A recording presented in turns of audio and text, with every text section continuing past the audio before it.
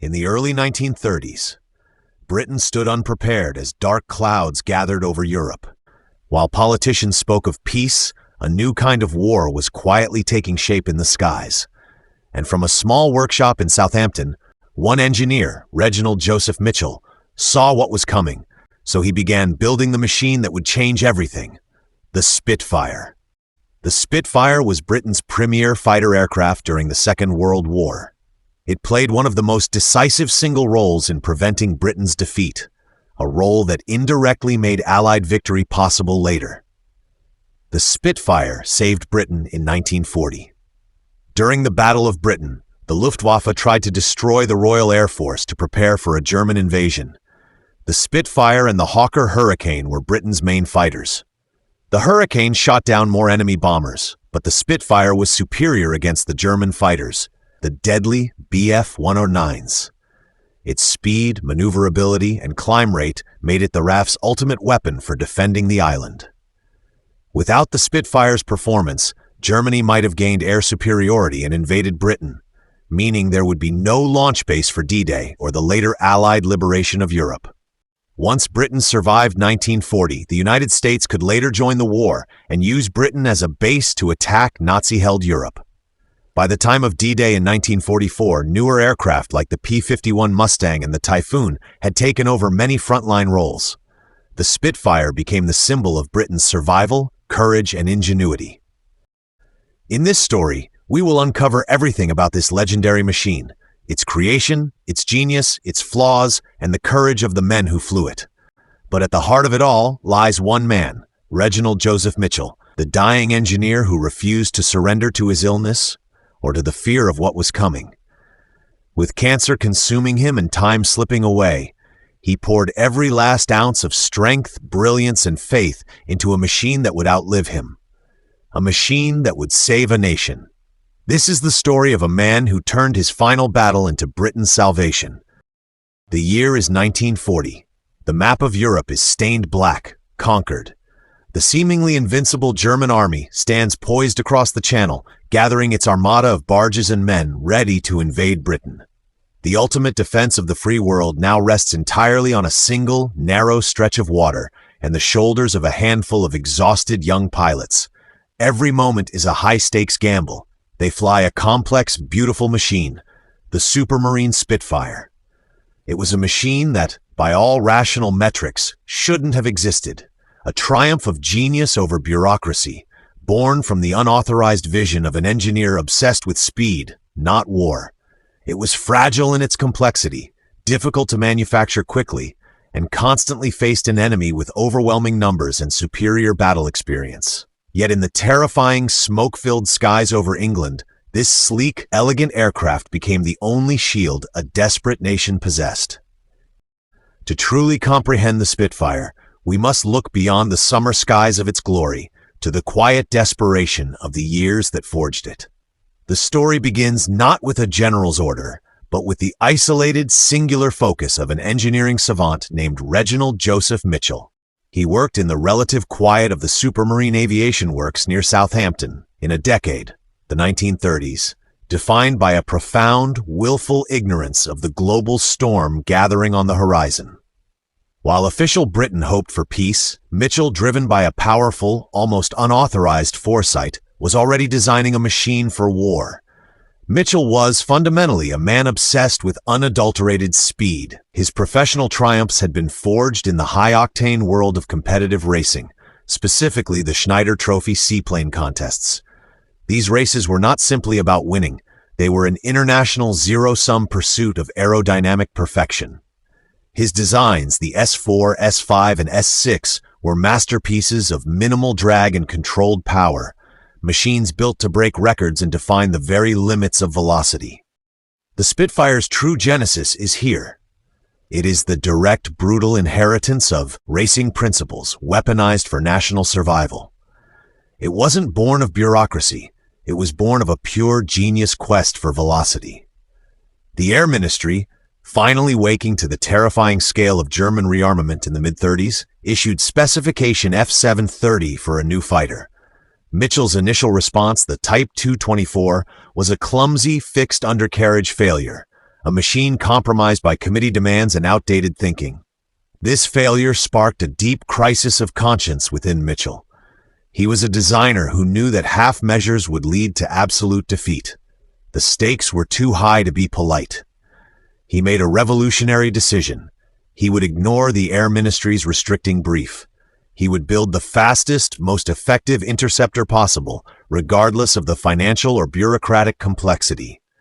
His work transitioned from engineering duty to a personal, moral imperative. He was building a machine out of sheer, unadulterated fear of the coming German might. The human motivation driving Mitchell and his small, devoted team was the realization that the Bf-109, the cornerstone of the new German Luftwaffe, was faster, more powerful, and already entering mass production. Mitchell understood the new calculus of air combat. Speed is the only guarantee of survival. His team worked under immense psychological pressure in the isolated Supermarine workshops, battling the constraints of their own company, which preferred the safer, easier path of building bombers. They were constantly fighting for resources, for the best materials, and for the right engine. Mitchell's final design, the Type 300, was an elegant act of defiance. He insisted upon the revolutionary Rolls-Royce Merlin engine, a complex, liquid-cooled V12 that was temperamental and required constant maintenance, but which promised unparalleled performance. He fought for the retractable landing gear and the meticulous, flush-riveted skin, all features that terrified factory managers because they slowed down mass production. Mitchell was uncompromising. He understood that compromise on speed meant compromise on life itself. The greatest single act of genius was the famous elliptical wing. This was not merely an aesthetic choice. It was a complex, mathematically perfect solution to an aerodynamic problem. It minimized drag, maximized lift, and crucially, ensured that the plane remained stable and controllable at high speeds and high angles of attack. This created an unseen advantage for the pilot, a forgiving, stable flight envelope that would be their salvation in the tight, confusing chaos of a dogfight. Yet the price was high. The complexity of the wing meant it was incredibly difficult to manufacture, demanding high-skilled labor and intricate jigs. It was an engineering masterpiece, but a factory nightmare, a compromise of genius over pragmatism. The story is tragically humanized by Mitchell's own failing health. A lifelong chain smoker, he was already battling the cancer that was consuming him. The Spitfire became a furious, final race against mortality. He poured his last reserves of energy and focus into the design, pushing his team relentlessly, knowing the clock was ticking, not just on the threat of Germany, but on his own life. The design was completed under the shadow of his death. The prototype, KFT-54, took its first flight in March 1936. Mitchell watched, knowing he had created the necessary machine. He died in June 1937 before the aircraft was ever issued to an operational squadron, never witnessing the moment of ultimate vindication. He had completed the blueprint for survival, a product of individual conviction and collective anxiety. Now it was left to his successor, Joseph Smith, and the workers of Britain to turn this paper vision into a weapon. The machine was ready, the storm was coming. The machine was now a product of dying genius and collective anxiety. It was up to the nation's industrial will to turn that flawless paper design into the weapon that would be needed to face the impending storm. The aircraft was ready. Its human creators had paid the ultimate price. The final hurdles of the Spitfire's genesis were administrative and industrial, revealing the deeply rooted conflict between military necessity and peacetime caution. The British Air Ministry, initially favoring the simpler, more robust Hawker Hurricane, had serious reservations about the Spitfire's complexity. The intricate structure of the elliptical wing, while aerodynamically perfect, required complex jigs and highly skilled sheet metal workers, resources that were scarce and expensive. This industrial reality created immense friction. The factory managers at Supermarine, fearing the complexity would stall production, constantly pressured the design team to simplify the wing, a move Mitchell's successor, Joseph Smith, fought fiercely against. Smith understood that simplifying the wing would effectively destroy the aircraft's genius maneuverability, reducing it to a common fighter.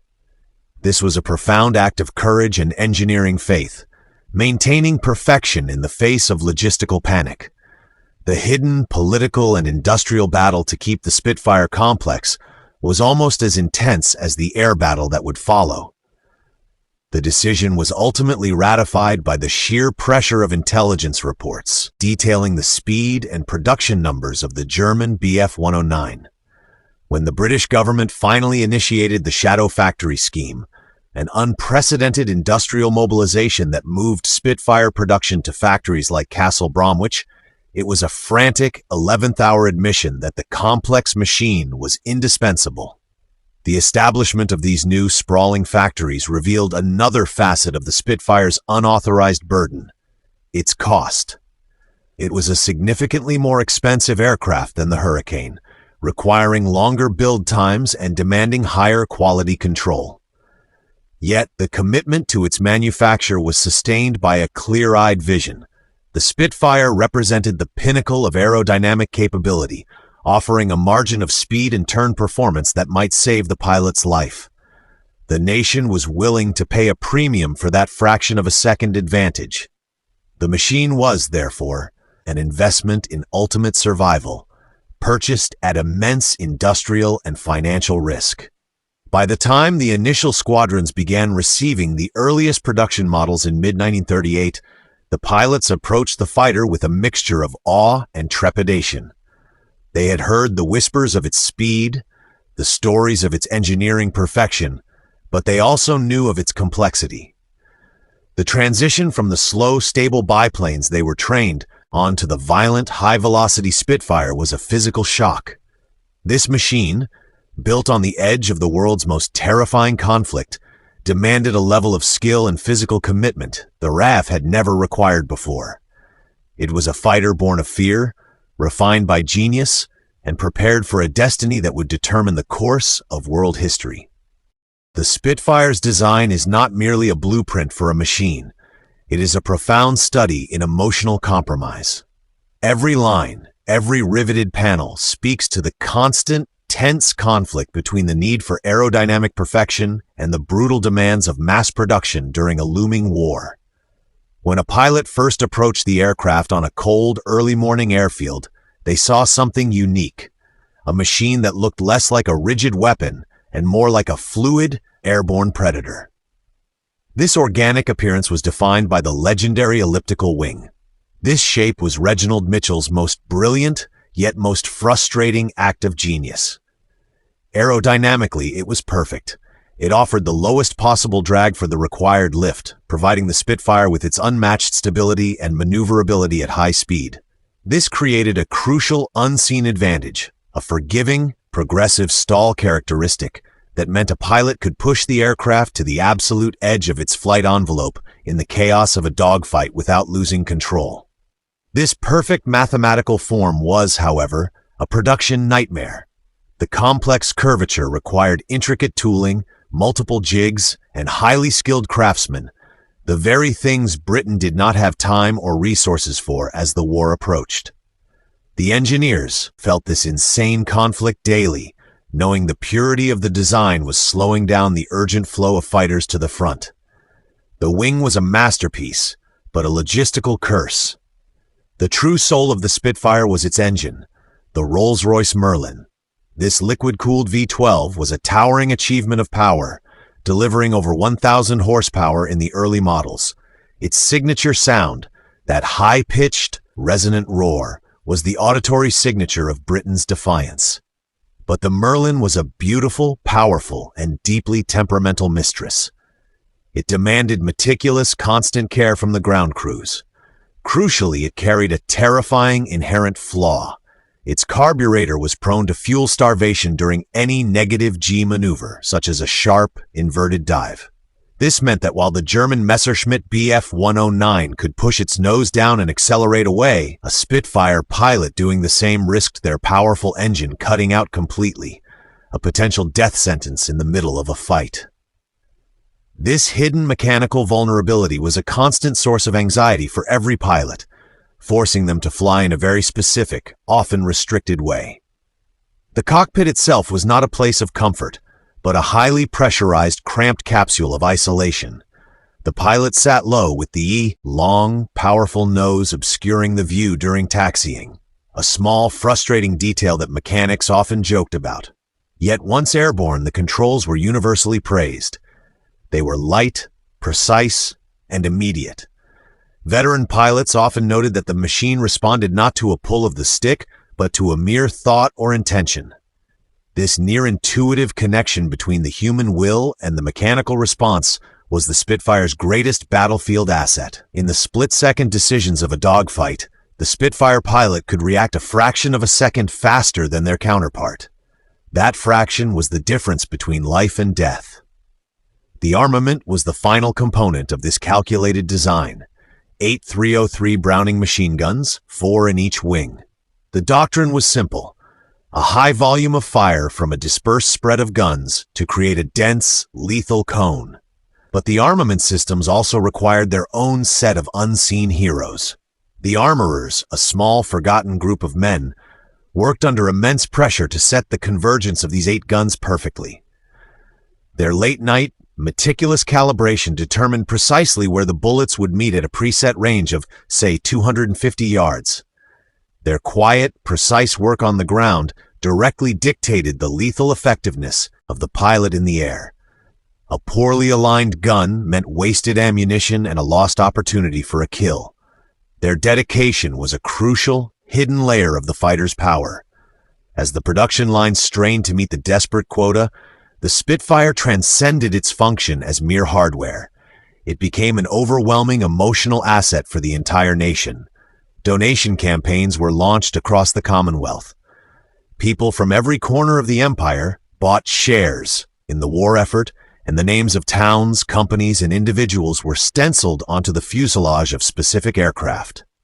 This simple act injected a powerful human connection into the industrial process.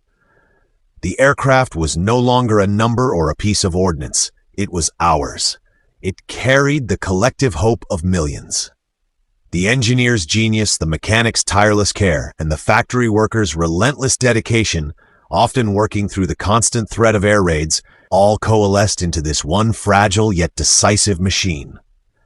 The Spitfire was built on a foundation of conflicting emotions: anxiety for its flaws, awe for its speed, and a collective, burning certainty that its perfection was the only thing standing between Britain and absolute defeat. They had built the most effective tool possible. Now the irreversible test of combat was about to begin. The complex relationship between man and machine was further defined by systems that promised power but delivered profound anxiety. Take the fuel system itself. The early Spitfire models relied on simple gravity-fed carburetors for fuel delivery. While effective under normal conditions, the moment a pilot executed a negative G maneuver, pushing the nose down sharply to pursue an enemy or escape a dive, the fuel flow would momentarily starve the Rolls-Royce Merlin engine. This sudden cutout was not just a mechanical inconvenience. It was a potentially fatal silence, a hidden flaw that German pilots flying the fuel-injected Bf-109 quickly learned to exploit.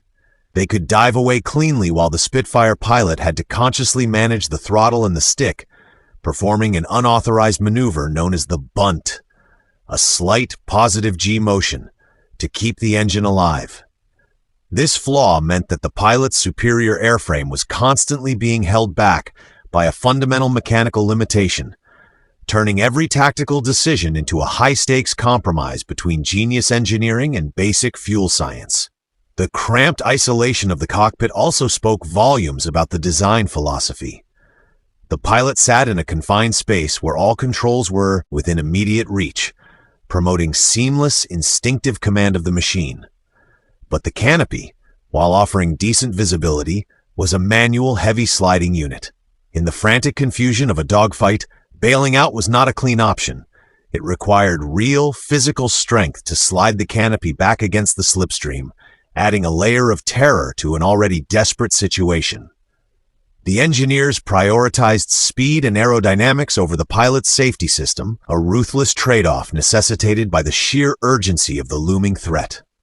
The industrial reality was just as emotionally charged. The sheer elegance of the elliptical wing, while aerodynamically sound, proved to be an impossible hurdle for rapid production. Factories, many hastily converted from other uses, struggled with the wing's complexity. Each curved section required precise individual manufacturing, a process that demanded high-skilled labor and multiple specialized jigs. The nation desperately needed simple, fast-to-build aircraft like the Hawker Hurricane, but the Spitfire, the ultimate fighter, insisted on complexity. This production bottleneck caused immense anxiety within the Air Ministry.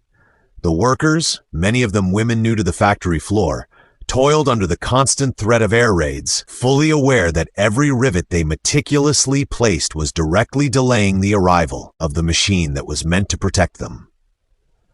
The Spitfire was slow to build, but so perfect was its design that no one dared simplify it.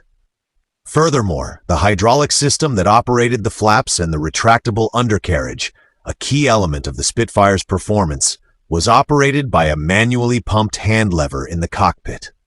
This was another mechanical imperfection that demanded physical labor from the pilot during the most critical phases of flight, takeoff, and landing. The pilot had to physically pump the gear up after takeoff, an act that added physical strain and time, a clear concession to wartime simplicity and reliability over an automated but potentially more fragile system. Every aspect of the Spitfire's anatomy was a compromise, a clash between the genius of pure design and the brutal, flawed reality of wartime engineering. The ground crews, the forgotten heroes, worked tirelessly to maintain these complex, high-performance systems, understanding that their meticulous care for the temperamental Merlin and the precise hydraulics was the difference between a pilot coming home and a fatal crash. The plane was ready, but its flaws were profound, and only the courage of the man inside could overcome them. The Spitfire's transition from an engineer's genius vision to a frontline weapon was not a smooth, triumphant march. It was a desperate plunge into chaos. Its true operational debut was not a massive, decisive battle, but a series of tense, isolated skirmishes during the so-called Phony War in late 1939. This period was a harsh school for both man and machine. The early missions, often reconnaissance and interception patrols over the North Sea, proved the aircraft's breathtaking speed, but immediately exposed its human and mechanical limitations. The first official kill by a Spitfire, achieved by a pilot from 603 Squadron in October 1939, provided a flash of the machine's lethal potential when it intercepted a German Dornier Do 18. The feeling for the pilot was one of sudden, shocking acceleration. The full, devastating power of the Rolls-Royce Merlin unleashed. The enemy aircraft was destroyed. A moment of vindication. Yet this early success was quickly marred by a chilling flaw rooted in human error and the machine's sheer velocity. A few weeks later, Spitfires, operating at such high speed that positive identification became difficult in the confusing three-dimensional arena of the sky, tragically shot down two friendly RAF aircraft. The machine had exceeded the limitations of the human eye and the rudimentary communication systems, revealing that its genius speed could, in itself, be a source of fatal human error. The first massive test of the Spitfire came during the desperate evacuation of the British Expeditionary Force from Dunkirk in May 1940. The skies over the Dunkirk pocket became a relentless, confusing free-for-all. The Spitfire squadrons, operating at the extreme limits of their fuel range from bases in southern England, only had minutes to engage the overwhelming waves of the Luftwaffe. Pilots flew multiple sorties daily, pushed beyond the point of physical and mental exhaustion. The challenge was immense, not to achieve a crushing victory, but simply to provide a high, thin canopy of protection for the thousands of stranded, exhausted soldiers below. The pilots discovered here that the Spitfire's superior handling, its ability to climb faster and turn tighter than the German Bf 109, was their only salvation. It allowed them to engage on their own terms, forcing the heavier, less agile German fighters to break formation. After-action reports from this period, though professionally dry, speak volumes about the relentless exhaustion and the sheer awe for the machine's ability to absorb punishment. One terse note in the archives reads, "Aircraft received heavy flak and cannon damage to port wing and fuselage during engagement over the beaches, but the airframe integrity remained sound. Returned to base successfully." This ability to endure the punishment and still bring the pilot home cemented the beginning of the Spitfire's legend of survival. The pilots felt a profound personal connection to the ruggedness of the machine that, despite its fragility, had brought them back from the smoking battlefield. Then came the summer of destiny, August and September 1940. The full, insane weight of the German war machine was thrown against Britain in the Battle of Britain. The German strategy was a cold, calculated attempt to annihilate the RAF on the ground by systematically bombing airfields, maintenance hangars, and the critical secret radar stations. The RAF, brilliantly managed by the meticulous Air Chief Marshal Hugh Dowding, used the world's first integrated air defense system, the Dowding system, to vector the fighters precisely where they were needed. The Spitfire was carefully reserved for engaging the elite, high-flying German escort fighters, the deadly Bf-109s, while the more numerous and robust Hawker Hurricanes took on the slower, heavier bombers. This division of labor was a crucial, unauthorized tactical deviation that proved decisive. In the skies, the Spitfire pilots demonstrated a ferocious, almost personal commitment to their island. They mastered the aircraft's vertical performance, learning to disengage from a Bf-109 attack by climbing straight out of danger, a testament to the Merlin's superior initial rate of climb. They constantly battled the engine's hidden flaw, performing the bunt to keep the carburetor fed during aggressive maneuvers. The experience in the cockpit was one of sheer, overwhelming sensory overload. The freezing high-altitude air rushing through the cockpit, the smell of burnt cordite and high-octane fuel, the terrifying absolute silence between bursts of the guns, and the crushing knowledge that failure meant the end of everything they knew. They pushed the airframe to the limits the engineers had set, and then far beyond. The human factor was the ultimate breaking point. Pilots, many of them flying 5 or 6 missions a day, fought a battle not just against the Luftwaffe, but against profound, debilitating exhaustion. They would land, refuel, rearm, and within minutes be scrambling again. The ground crews, the true forgotten heroes, performed impossible feats of maintenance and turnaround. One report from September 1940 mentions a single squadron's ground crew turning around 8 Spitfires, refueling, rearming, and performing minor repairs in less than 20 minutes to meet a critical intercept. This dedication turned the machine from an elegant engineering product into a reliable, brutal tool of survival. The Spitfire, with its iconic grace and speed, gave the outnumbered pilots a profound psychological edge, the confidence that they flew a superior machine.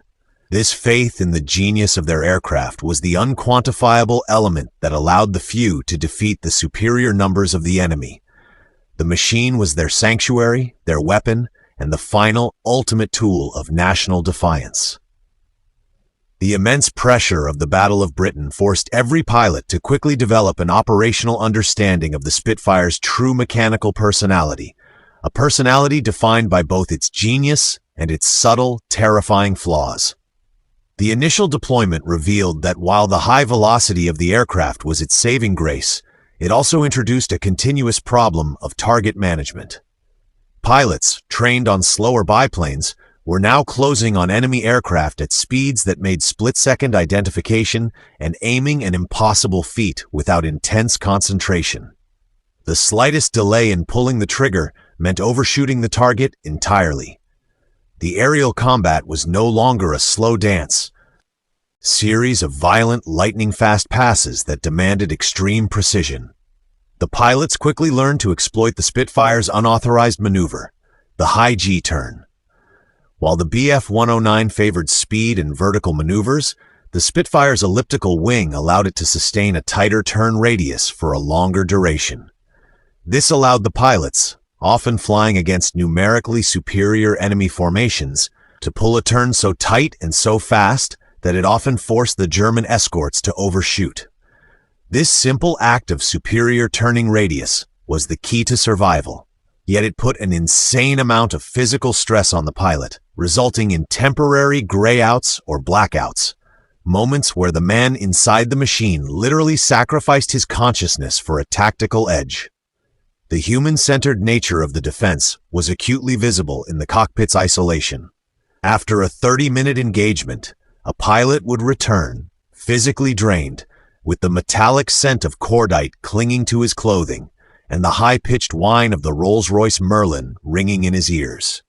The after-action interviews often focused less on the number of confirmed kills and more on the sheer exhaustion of maintaining that level of vigilance.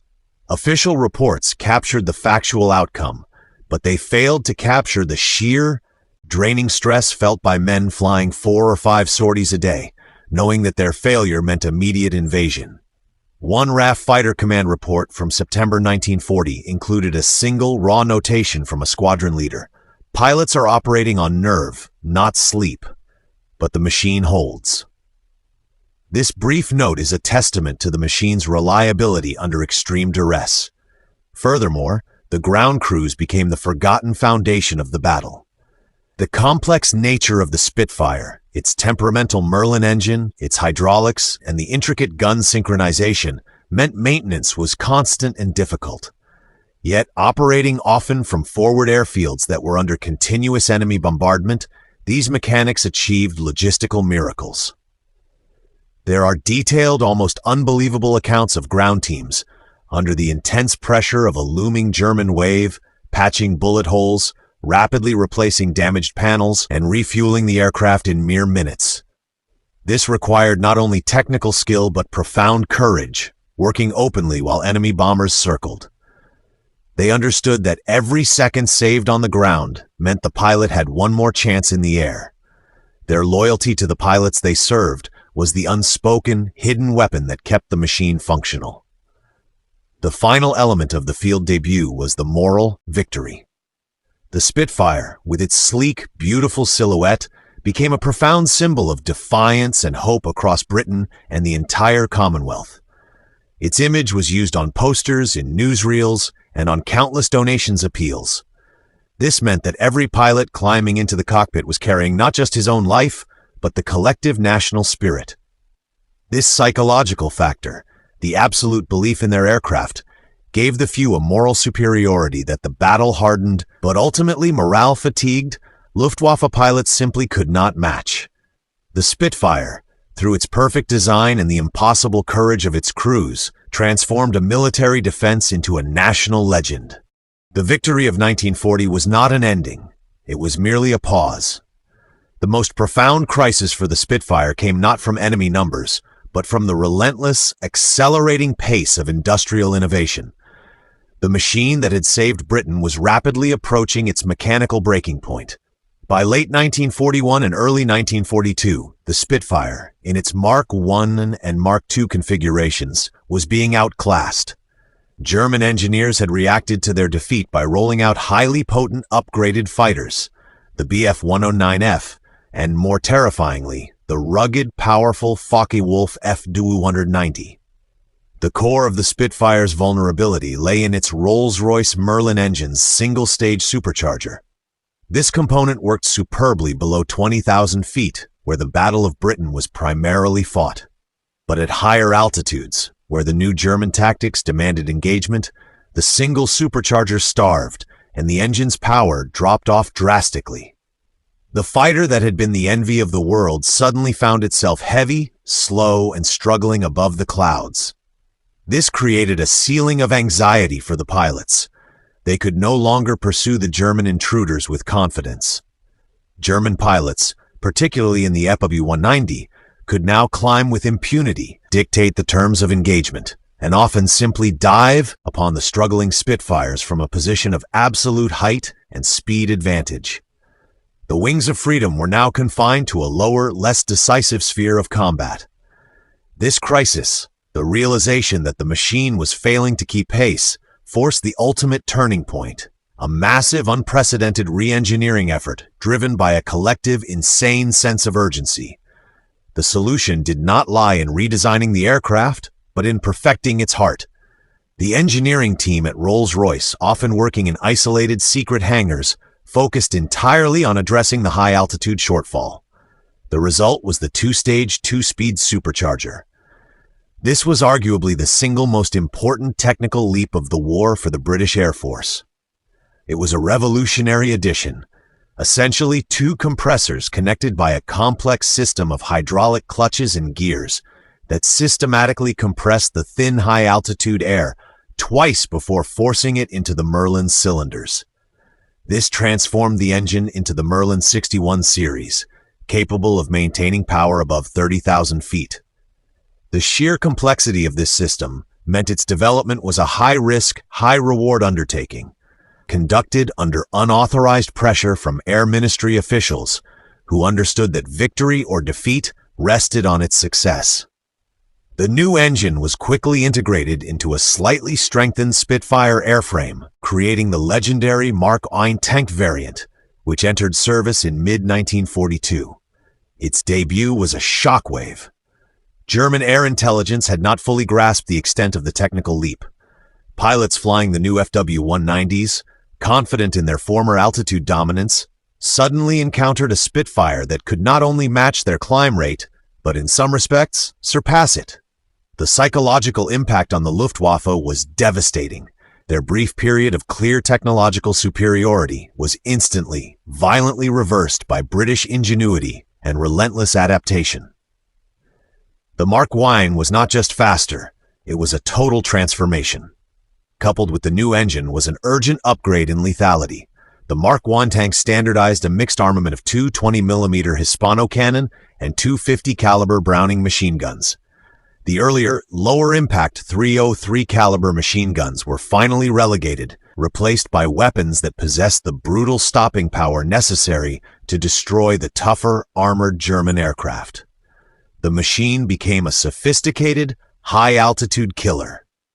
The ultimate lesson of this breaking point was that the genius of R.J. Mitchell's original airframe was its inherent flexibility. It was a foundation so aerodynamically pure that it could successfully absorb a massive increase in power and weight without losing its exceptional handling characteristics. The Spitfire proved that the war was not won by initial technological superiority, but by the will and industrial capacity to adapt and evolve faster than the enemy. The Mark I tank was the machine reborn, ensuring that the fighter that had saved Britain from invasion now secured Allied air superiority for the pushback onto the European continent. It was the physical proof that human persistence could overcome a profound mechanical flaw. The Battle of Britain had been won, but the war for aerial dominance was far from over. The Spitfire's victory in 1940 merely secured the airframe's genius. It did not protect it from the brutal, accelerating reality of technological competition. By the beginning of 1942, a profound mechanical breaking point had been reached, forcing Britain to confront the possibility that the fighter that had saved the nation was now becoming obsolete. The primary source of the crisis was the high-altitude performance of the early Rolls-Royce Merlin engine. The Merlin Mark II and Mark III engines relied on a single-stage, single-speed supercharger. This system performed brilliantly in the lower, denser air over the Channel, where most of the 1940 fighting took place. But the German Luftwaffe, having learned a bitter lesson, shifted its tactics, introducing fast, high-flying intruders and new bombers that flew above 25,000 feet. At these crucial altitudes, the single-stage supercharger simply could not compress the thin air sufficiently, and the engine's power output plummeted drastically. The Spitfire, once the supreme aerial hunter, became a heavy, struggling shadow of its former self in the rarefied atmosphere. This created an immediate ceiling of anxiety for the pilots. They were no longer able to catch, let alone outmaneuver, the new high-flying German fighters like the Messerschmitt Bf-109F and the formidable Focke-Wulf FW-190. The introduction of the FW-190 was particularly devastating. It was a fighter of immense power, featuring a rugged, air-cooled radial engine that maintained superior performance at all altitudes and mounted fearsome 20mm cannon. The FW-190 pilots, suddenly encountering a British fighter they could easily outclimb and outrun, gained an enormous psychological and tactical advantage over the Spitfire squadrons. The machine that was the ultimate symbol of defiance was now being humbled. The Air Ministry understood the truth with cold clarity. Adaptation was not optional. It was the only path to survival. This crisis triggered the ultimate turning point, an insane, all-or-nothing engineering gamble executed under intense wartime secrecy. The solution was not a new aircraft, but a revolution inside the engine itself. Rolls-Royce engineers, led by individuals working under immense, unauthorized pressure, dedicated all their resources to developing the two-stage, two-speed supercharger. This was the technical leap that would define the mid-war period. It was a masterpiece of mechanical complexity, featuring two impellers, stages, and an intricate hydraulic clutch system, 2 speeds, that allowed the pilot to manually engage the second, high-compression stage above a certain altitude. This innovation ensured the Merlin 61 series could breathe deeply, maintaining near sea-level power well above 30,000 feet. The engine had been fundamentally redesigned to defeat the air itself. The marriage of this perfected engine to a slightly strengthened version of Mitchell's perfect airframe created the Spitfire Mark I. It was a rushed project. The need was so acute that the Air Ministry bypassed the normal long prototype process. The Mark I was sent to operational units in mid-1942, marking an instantaneous, brutal reversal of power. German pilots who had grown complacent in their altitude superiority were suddenly shocked. They found their Fu-190s were now being pursued, outclimbed, and outfought by the familiar yet fundamentally transformed silhouette of the Spitfire. The psychological blow was profound. The belief in their technical advantage was shattered by the sheer ingenuity of the British response. The Mark I's new altitude performance was matched by a definitive upgrade in offensive power. The earlier, lower-impact 303 machine guns were decisively replaced by a devastating armament suite, 2 20mm Hispano cannon and 2 50-caliber Browning machine guns. The fragile, low-punch fighter of the Battle of Britain was gone, replaced by a robust, high-altitude killer equipped with the brutal stopping power necessary to take down the heavily armored German fighters. The unseen integrity of Mitchell's original design was spectacularly vindicated. The perfect aerodynamics allowed the airframe to absorb the immense power of the two-stage Merlin and the heavy new weapons without compromising its legendary handling. The lesson of this breaking point was critical for the rest of the war. It proved that the decisive factor was not an initial military lead, but the industrial and intellectual capacity for rapid, continuous adaptation. The Spitfire Mark I was the aircraft that not only secured the skies over Britain, but went on to achieve total air superiority over Europe, directly paving the way for the ground offensives and securing the Allied landing zones. The machine's crisis became its ultimate turning point, fueled by the desperation and genius of men who understood that failure to evolve meant certain defeat. The Spitfire's profound and enduring legacy is not merely its impressive list of victories or its iconic silhouette. It is its unique demonstration of engineering flexibility and the relentless human capacity for adaptation under pressure. From its prototype flight in 1936 to its retirement from active duty in the late 1940s, the Spitfire was transformed through over 40 major variants and countless minor modifications, setting a standard for fighter longevity unmatched by its contemporaries. This continuity proved a critical lesson. The initial investment in genius and aerodynamic purity, though complex and costly, paid infinite dividends in wartime longevity.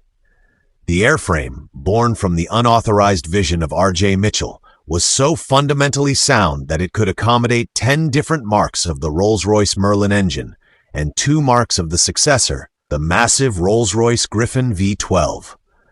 It flew with wings adapted for cannons, for heavy bombing, for high-altitude reconnaissance cameras, and even tropical filters. This adaptability was the ultimate test of its design. It proved that the essence of the machine, its elegant elliptical wing and light, responsive controls, was robust enough to handle the immense weight, power, and firepower upgrades without ever losing its fundamental character. The Germans were often forced to design entirely new aircraft. The British simply redesigned the Spitfire from the inside out. The war's greatest technical lesson, derived from the Spitfire's story, centered on the engine. The desperate and successful race to create the two-stage supercharger for the Merlin 61 series established the new reality of aerial combat. Engine evolution is everything. The capacity to wring higher power out of the same engine block at increasing altitudes was the defining technological battle of the war. This focus on maximizing engine performance and designing the airframe to support continuous upgrades became the cornerstone of modern fighter development, influencing jet engine design and subsequent military aviation philosophy. Yet the mechanical legacy is intertwined with the human one. The most compelling lesson belongs not to the aces in the sky, but to the forgotten heroes who kept the machine flying, the ground crews. These mechanics, riggers, and armorers, operating under the brutal conditions of frontline airfields, often covered by nothing more than canvas and constantly under the threat of attack, achieved impossible feats of maintenance. They worked under the intense psychological pressure of knowing that a moment of rest meant a pilot might be lost.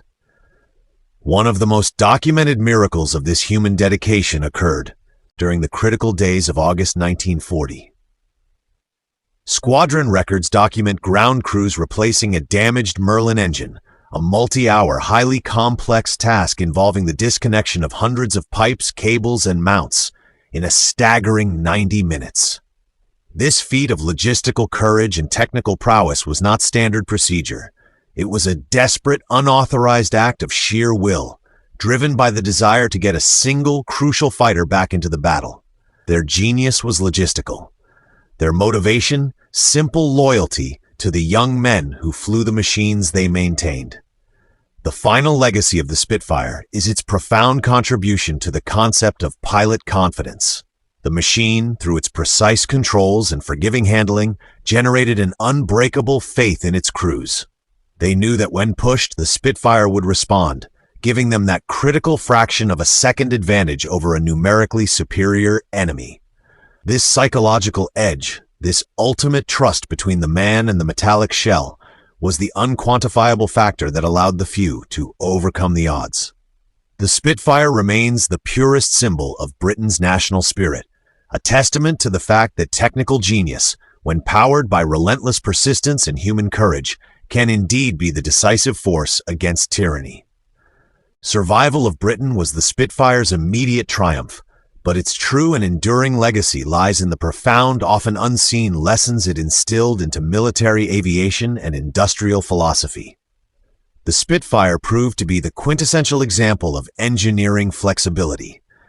Its iconic elliptical wing and structurally sound airframe, born from R.J. Mitchell's genius, were designed so perfectly that the aircraft could absorb continuous, radical upgrades, over 40 major variants in all, without losing its superior handling characteristics. The ability to transition seamlessly from the original 1,030 horsepower Merlin Mark II engine to the massive 2,050 horsepower Rolls-Royce Griffon V12 of the later Mark 24 model, without requiring a complete airframe redesign, was a mechanical miracle. This longevity was the core lesson. Initial investment in pure, uncompromising aerodynamic quality yields infinite returns in wartime adaptability. This period of rapid evolution dictated the future of fighter design. The critical race to develop the two-stage supercharger for the Merlin 61 series, which saved the aircraft from obsolescence in 1942, proved that the war's decisive factor was not raw firepower, but the industrial and intellectual capacity for instantaneous specialized technical response.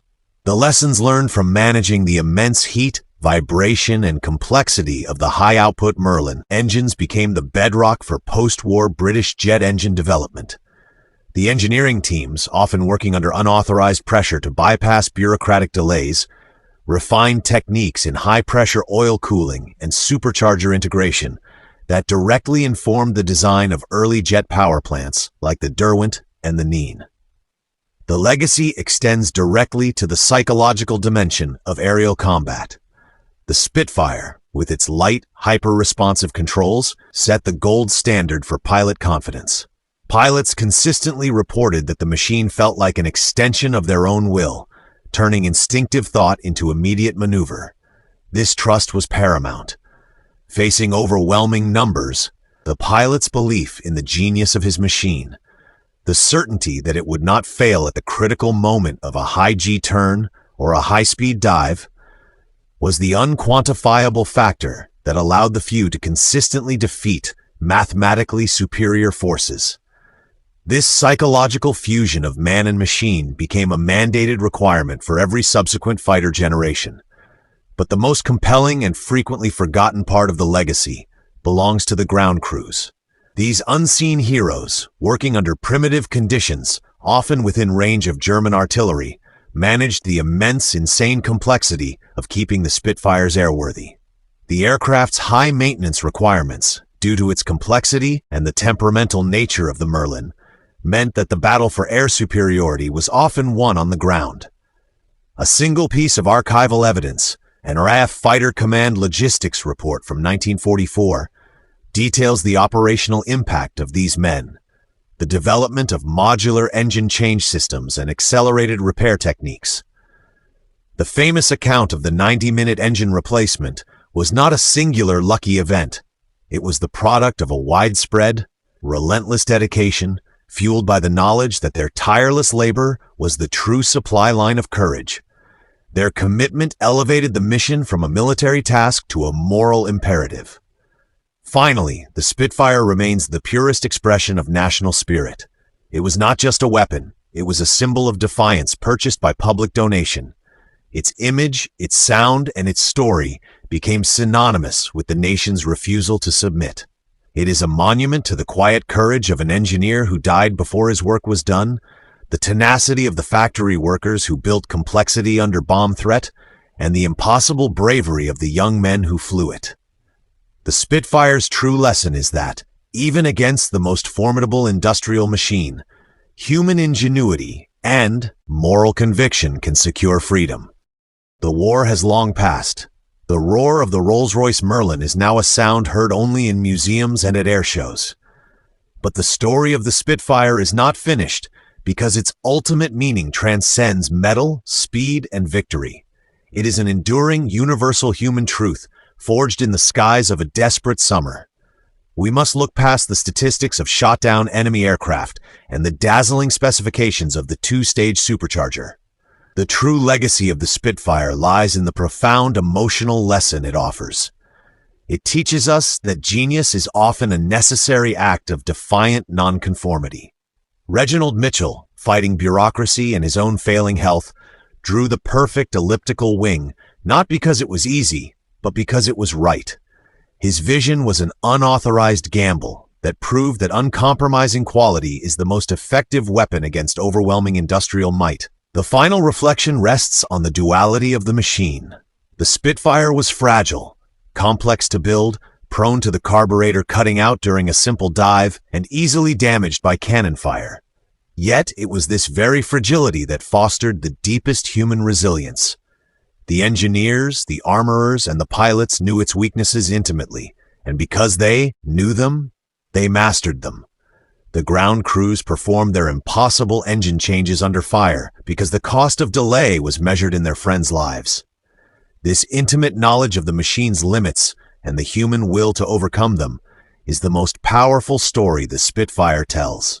Consider the atmosphere inside the cockpit, that cold, cramped capsule of isolation. The young men inside, many of them barely shaving, flew multiple sorties a day, running on adrenaline and the absolute unbreakable faith in the machine beneath them. They were not fighting for territory or political ideology. They were fighting for the immediate, tangible survival of their homes, their families, and the democratic ideal. The Spitfire, with its grace and lethal capability, became the physical extension of that courage.